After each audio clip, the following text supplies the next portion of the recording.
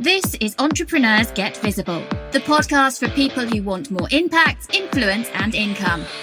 I'm Anna Parker-Naples, and I'll be sharing with you proven methods from leading entrepreneurs that help you get visible as an authority in your field. Because anything's possible when you get visible.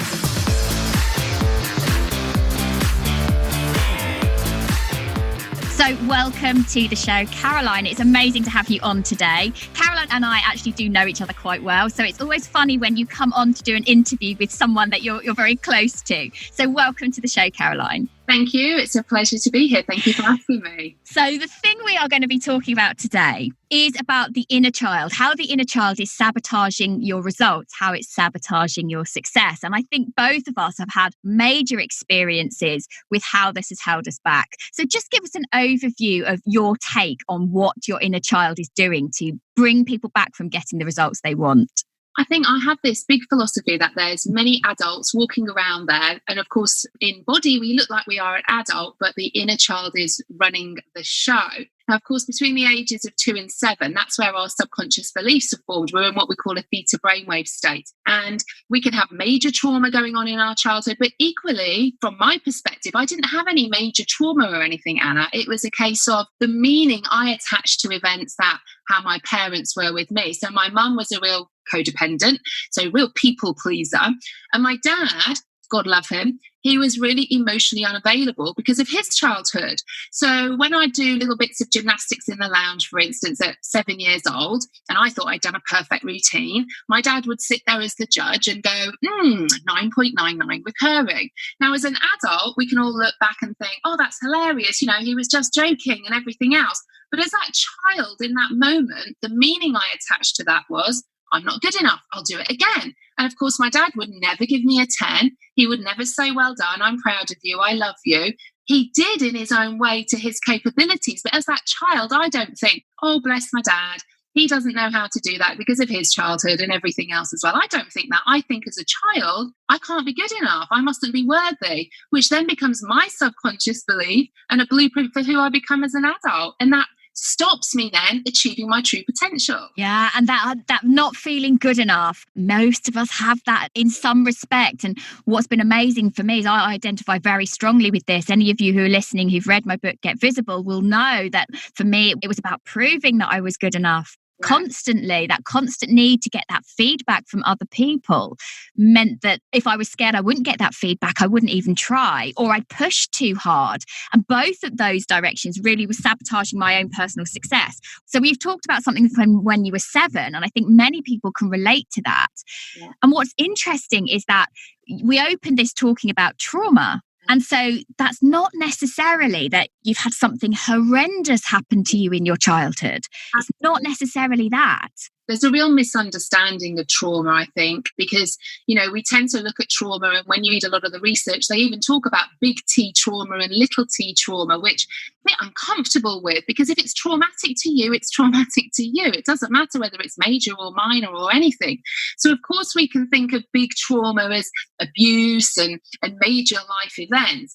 Equally, little t trauma could be classified as even your parents getting a divorce when you are younger. But the actual true definition of trauma is actually you feeling overwhelmed. Now, that could be anything. So anybody listening in, if you're feeling overwhelmed, there will be a reason for that. That comes from somewhere, and it could be hidden trauma. And I'm a big believer in all the illnesses that we have that we hear so much about: depression, anxiety, addiction. These are symptoms of trauma, and trauma will normally have come in childhood, potentially as well, but it doesn't have to be major events. It's just meaning you've attached to events. Equally, it can be other things that have happened in other aspects of your life.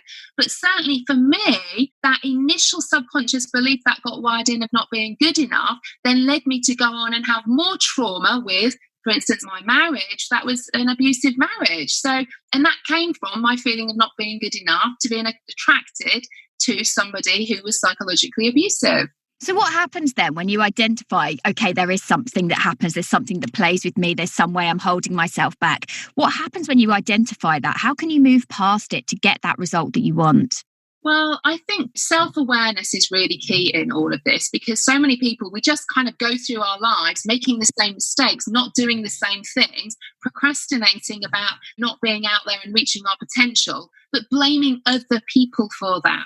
So I think the first step for me is actually you need to take ownership of that. If you're not reaching your potential, if you're not stepping out and being visible, it's nobody else's fault but your own. And that might sound quite harsh in a way, and it's not meant to be. It's said with love, but it's about you healing your own inner wounds, upgrading your own inner child. Because normally, if we're, for instance, wanting to put ourselves out there, say in our business, and we're procrastinating the hell out of it and not bothering being visible, there is a reason for that. And the brain's starting point is to keep you safe and away from the biggest perceived pain. So there is a reason why you are not then achieving your potential or putting yourself out there being visible, because your brain thinks staying where you are is safer. And of course, it's safer if you went back to being that child. But you're not a child now, you're an adult. And you can put yourself out there now. And it's learning to recognize when your inner child is speaking and when the adult version of yourself is. So it's a lot about inner child healing with all of this, so that you can reach your potential because you're not a child anymore. Understand why you felt the way you did as that child, but that awareness then, if you're feeling an emotional response to something and you've been triggered, there's a reason for that. And the reason is your interpretation of the meaning, which comes from all your past experiences. See, Caroline, I identify so strongly with that. I talk about this a lot, that I used to really hold myself back because I thought I wasn't ever going to be good enough. But you and I both use very different techniques, but kind of have the same heart to them, which we'll talk about in a few moments. But for me, it was coming to understand that I had held myself back or pushed in the wrong way because I desperately wanted something that I always believed was out of reach. So if you believe something is always out of reach, you don't actually take the proper actions, the obvious actions to get it. And for me, that was a massive wake-up call, realizing that actually I have choice about how I behave in all of these situations. I have choice about where I put myself. I have choice about how I interact.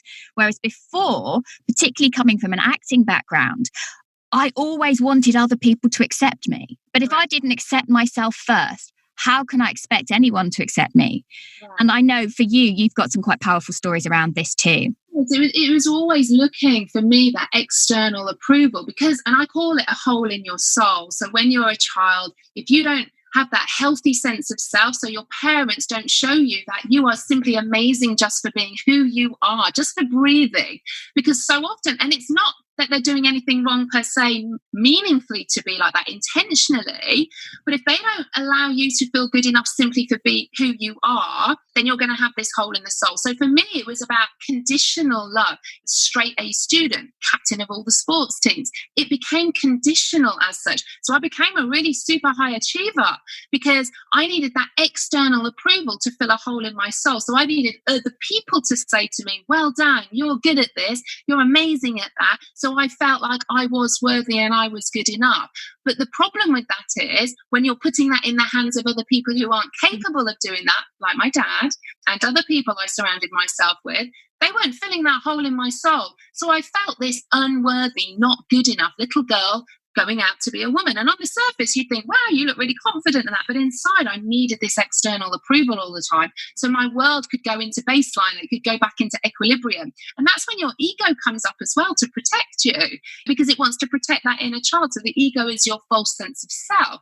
So if an inner child doesn't feel good enough and someone triggers you with that, your ego is going to come up, going to look externally. You might have an argument with somebody. You might ignore them and go off into yourself because your ego is coming up because it wants you to feel worthy and good enough, but it believes we must look externally for those to make you feel good enough and worthy, as opposed to going in and doing the deep inner work, which is, of course, what we should be doing. We need to heal from within so that we can then operate outward and achieve our potential. And I think it's really interesting because I come from an NLP, neuro-linguistic programming background, and I'm a master of hypnosis. I use timeline therapy, and I know that through changing how I think about myself and things that happened in the past and the meaning I'd attached to them, I changed everything. For me, I couldn't have, got on camera before, and now I do Facebook Lives because I'm not worried about that judgment factor, because I think, well, actually, I am good enough. Why can't I do this? What interests me, though, Caroline, is that you have very different techniques that you use.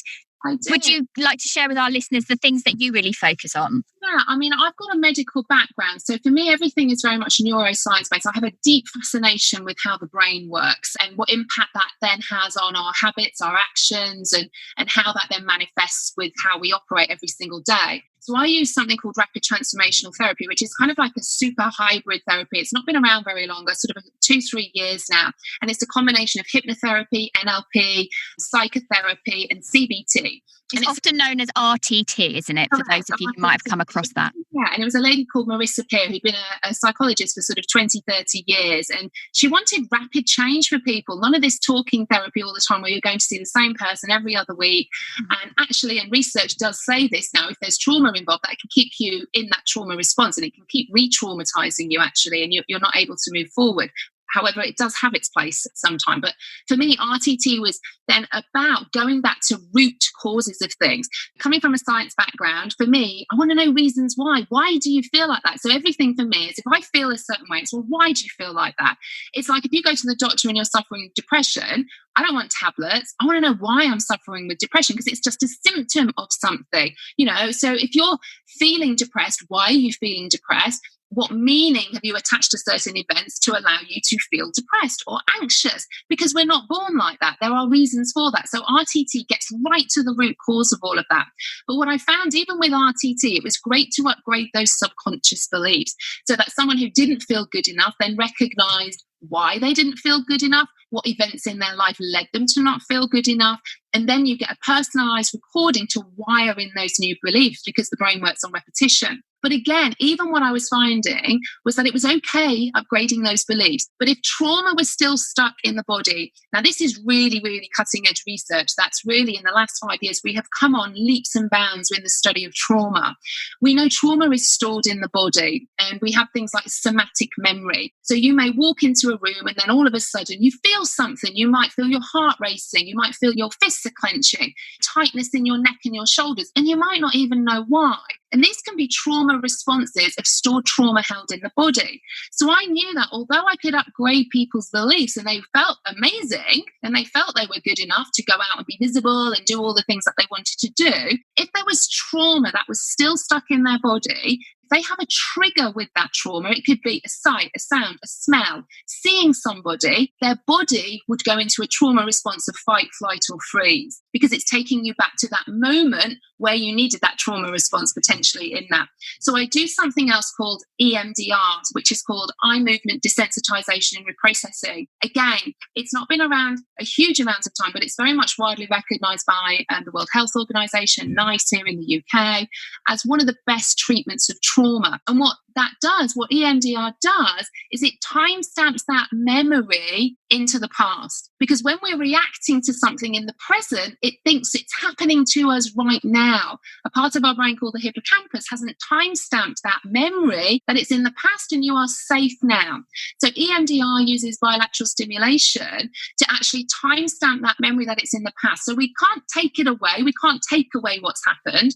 But what we can take away is when you think of that memory, think of that trauma, you don't get that emotional response that elicits in your body with the tightness, the not breathing, all of those things, because that is signs of trapped trauma. And EMDR is what we call a somatic therapy. It's working with the mind and body because trauma is a mind and body experience. So those two together with other techniques that I use, reparenting, I do vagus toning as well, which is a nerve very, very prevalent with trauma, using all of those together to really help heal that inner child, clear out all of those trapped traumas, upgrading subconscious beliefs.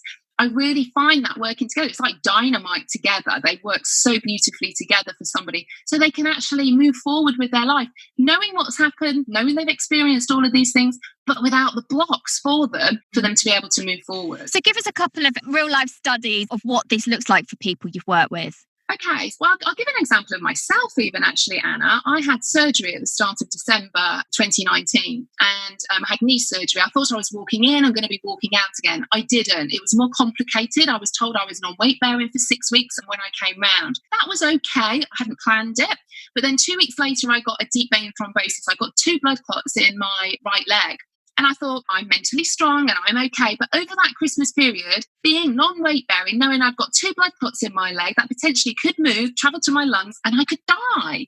And I spent really most of the Christmas thinking I was going to die, and that if I went to sleep at night, would I wake up in the morning? And I noticed it was affecting me, physically affecting me, not just the thoughts, it was physically affecting me. So I did some EMDR on myself because I'm a trained practitioner in EMDR, and there's a very specific 8-step protocol that you follow. So I followed this protocol and I did it on myself, because what I realized was my worst image was, and it was so clear, and that's what was eliciting this emotional response. And I thought, I'm going to get PTSD from this if I'm not careful. So my worst image was sitting in a hospital room with my 2 children looking at me and me dying because of my DVT. And my negative cognition that I attached to that was, I'm letting them down. I'm not worthy of their mother. And that for me was what I needed to work on. It wasn't the DVT that was eliciting that response in me. It was my meaning that, what if I die? What if I let my children down? So I processed all of that and installed a new belief of, I'm an amazing mother. Because ultimately I realized, and again, we use the eye movements for this, or it can be any kind of bilateral stimulation, that actually, even if I died, so this is a flash forward technique in EMDR. So even if I died, I've installed so much into my children that I'm still with them, even if physically I'm not with them, just like my mum is with me, even though she's not alive anymore. And I have done the best I can. I can look in the mirror and know that I have. But so many of us all of the time, like with many of my clients, what they are looking at, either ahead of them or in the past, are blocks. They have got blocks, fears because of meaning they've attached to things like, I daren't step out and do a Facebook Live, for instance, because if I'm visible, someone could say I'm not good enough, and that's going to make me feel bad. So I've done RTT sessions on people for public speaking, for instance. It's not a fear of public speaking. It's a fear of being visible and being judged. And if you are judged, someone might make you feel not good enough. And that pain is too much to bear, because as that child who didn't feel good enough, that was a big pain. Don't want you to feel like that again. So I'm going to keep you where you're not in that position. Keep you safe. But actually it's not safe, because it's not getting you the results you want as an adult. It's not getting you the income. It's not getting you the recognition you crave. You're not going to get fixed that way. This work is so powerful. Using different techniques. I work with people all the time on really deep things. But what I love about your work, Caroline, is that it's interesting. Right at the beginning of this interview, you were talking about you always wanted to be a high achiever. You are one of the most qualified women that I know. And I love having you in my circle, in my network, because there's always something new that you've done and there's new qualification, but always really great. And because you're fascinated by the science. Yes. And what I find great about your work is that we know that mindset work makes a difference. But some personal development work still is considered by those who don't know as a little bit woo-woo still, a little bit flaky. And what I love about you and what you're bringing to the table is that you are showing people this is what the brain does. This is the chemical reaction. This is the reason why. This is how it affects your body. And not from that, hey, we've all got chakras and all the spiritual stuff. Whatever, if that's what people are into, that's fine. What you are bringing to the table is the science behind it. And I find that really exciting. It's really important for people to understand why they feel the way they do, because people are carrying around so much shame and guilt. You know, I'm rubbish because I can't do this, or, you know, I'm weak because I can't do that. And it isn't. Very often there are reasons why, and there are neuroscience reasons why, because changes have happened in the brain. You know, when I came out of my abusive marriage, my brain had changed. I had physiological changes that had happened in my brain. So there were certain things I was doing that consciously I knew I shouldn't be doing or didn't want to do. And I was saying, oh, Caroline, come on, get on with it, kind of thing. But my brain was doing something else because there'd been physiological changes. So it's about people understanding why. So I do a lot of psych education when I have my clients so that they can understand why they feel the way they do and lift that shame and guilt. Because then if you lift the shame and guilt, we can actually start working on the reasons why and facilitate change. Fascinating. So Caroline, for anyone who's kind of new to this stuff, but senses that maybe they are holding themselves back in some way, what would you recommend to them? What would be your 3 ways to maybe get started? Okay, so the first thing is I talk a lot about awareness and self-awareness. Okay, so awareness is awareness of your environment. You know, who are you surrounding yourself with for a start? There's a great quote by saying, before you diagnose yourself with depression, look at who you're surrounding yourself with. And that is so true. It's so true. I'm really laughing now, Caroline, because I'm thinking we were recently on a retreat. We went to Marbella for the weekend with another friend, Catherine Morgan, who you should listen to Catherine Morgan's episode as well. And between the three of us, we are qualified to the nines in all sorts of mindset, personal development. We don't let each other get away with anything. We could just go for dinner and then all of a sudden we fix something in someone's brain. And having people around that for me, and I think it's the same for you, Caroline, having people who understand that the growth is possible and it's possible quickly, it's really empowering. It is, and it's surrounding yourself with real, authentic, genuine people, because sadly there are people out there who aren't. And again, I hold no judgment for those people because I understand they are behaving like that for a reason. There will be a reason for that. Maybe they're insecure. But that awareness of your surroundings, and that goes for even in your home.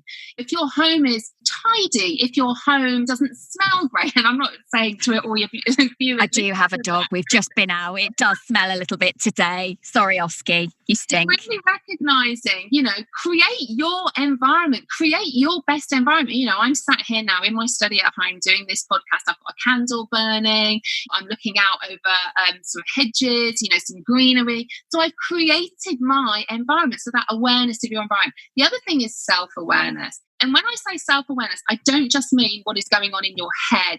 I work a lot with my clients about what is going on in your body. What are you feeling in your body? Because very often in our body, we feel it before we even think it.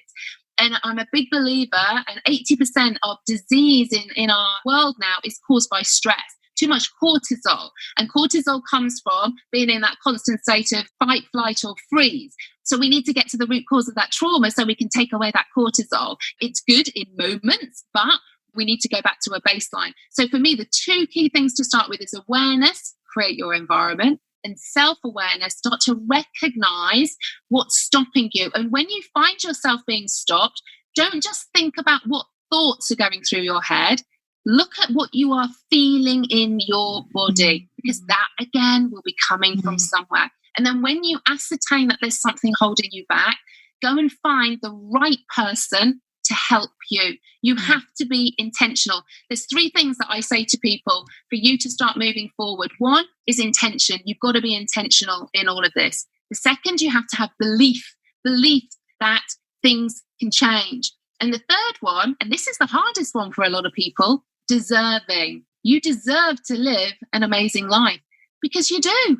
We all do. The only people stopping us from living this amazing life are ourselves. And we need to find out why that is happening and change it. So true. There is choice in every circumstance. Whether you choose to see it or not is a different thing, whether you choose to take that responsibility. And I know for me, that has been a game changer. And it doesn't mean that everything in my life is sorted at all times, because of course it isn't. And relationships and family life has different dynamics. But certainly in my professional life, making that decision about who I want to be, that I do deserve to be seen, to be heard, to be remembered. Little catchphrase there that I often use on this podcast. But I think self-awareness, noticing. So for me, we often talk about like intuition, or I just know it doesn't feel right. Well, very often, you know, where is that it doesn't feel right? Is it your chest? Is it your tummy? Is there something in your head? Are your shoulders aching? And it's getting really specific about what am I experiencing. For me, a lot of this stuff I came to understand I was experiencing through actually embracing mindfulness the very first time I was encountering that, stopping to think, okay, if I slow down, I'm having this reaction to something, but what actually is going on? Right. And it's not just accepting it, which is what mindfulness is about. It's about realizing that there are ways to shift it, change it so that it's never there again. Correct. And it's about with the mindfulness. So from the EMDR perspective, so I do a lot of resourcing with this, and we use mindfulness techniques, because when we are in a fight, flight, or freeze, or reacting to something, we're moving from the front part of our brain, the prefrontal cortex, the language center, into our emotional part of the brain, our limbic system. And when we move into that, rationality goes out the window. We are emotional. We are not in the present moment. We're in the past, or we're worried about the future. So mindfulness is very much about bringing people back into the present moment. And when we do that from a trauma perspective and bring people back to the present moment, when you're in the present moment, you are safe, you are okay.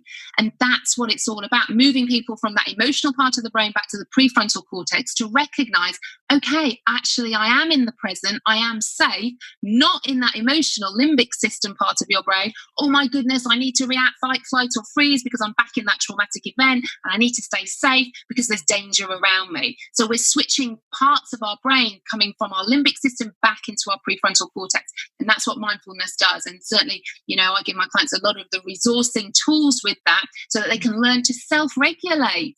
If we're not learned to regulate as a child or soothe ourselves as a child, how are we expected to know how to do that as an adult? So if we have something happen to us, we go back to our reactions as a child. We need to learn to self-regulate with that. Yeah, it's such powerful work. And I really look forward to seeing what you do and you develop as you use all of your many, many qualifications to bring all of that together. I love it. I love that you're making that science understood by people. So if people want to know a bit more about your work, Caroline, what's the best way to come find you? Okay, so I'm very prevalent on Facebook. So they can come and find me on Facebook, also Instagram, or they can go to my website, carolinestrawson.com, and just pop me a message. I'm more than happy to either help them myself, or if I can't, point them in the right direction of where to go as well. And of course, I've got my book, Divorce Became My Superpower. So that's pretty much my story, really, of what led me to get to where I am now. So we will make sure that in the show notes attached to this, wherever you are listening, you can find all of Caroline's contact details and get a copy of her book, Divorce Became My Superpower. So thank you so much for coming on today, Caroline. I think it's been fascinating getting people to think about my inner child and why I am self-sabotaging my results. Thank you so much. Thanks, Anna. Thank you for listening to Entrepreneurs Get Visible.